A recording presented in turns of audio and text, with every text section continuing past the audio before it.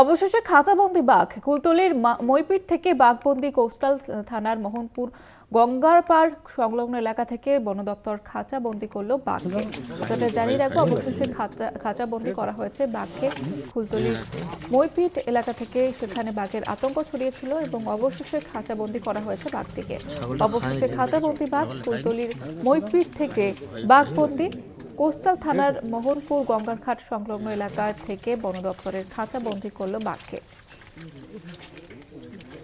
প্রতিনিধি প্রিয়গোপাল মুখোপাধ্যায় রয়েছে আমাদের সঙ্গে টেলিফোন লাইনে। প্রিয়গোপাল, একদমই দেখো, তোমাকে প্রথমেই বলে রাখবো যে ফুলতলি মইপিট কোস্টাল থানার কিশোরী মোহনপুর যে গঙ্গার ঘাট সংলগ্ন এলাকায় কিন্তু গতকাল বাঘের পায়ের ছাপ দেখতে পায় এলাকার লোকজন এবং সঙ্গে সঙ্গে বন দপ্তরের কর্মীদের খবর দেওয়া হয় এবং বন দপ্তরের কর্মীরা নেট দিয়ে জায়গাটা ঘিরে ফেলে এবং গতকাল রাতে কিন্তু পাতা হয় খাঁচা এবং খাঁচার মধ্যে দেওয়া হয় ছাগলের টোপ।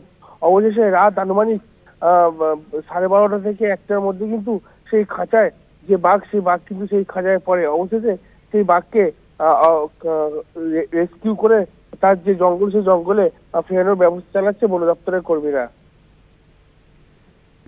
ধন্যবাদ জানাবো প্রিয়গোপাল। আমাদের সঙ্গে টেলিফোন লাইনে ছিলেন প্রতিনিধি প্রিয়গোপাল মুখোপাধ্যায়। অবশেষে খাঁচাবন্দি করা হয়েছে বাঘ থেকে। আতঙ্ক ছড়িয়ে পড়েছিল মইপিট এলাকায় এবং অবশেষে তাকে খাঁচাবন্দি করা হয় বন দপ্তরের তরফ থেকে।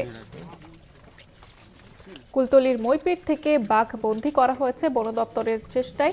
কয়েকদিন ধরেই সেখানে আতঙ্ক ছড়িয়েছিল বাঘের পায়ের ছাপ দেখে এবং অবশেষে খাঁচাবন্দি করলো বাঘ। খাঁচাবন্দি করা হয়েছে বন দপ্তরের তরফ থেকে।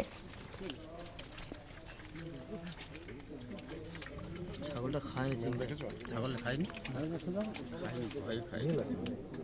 ঠিক আছে।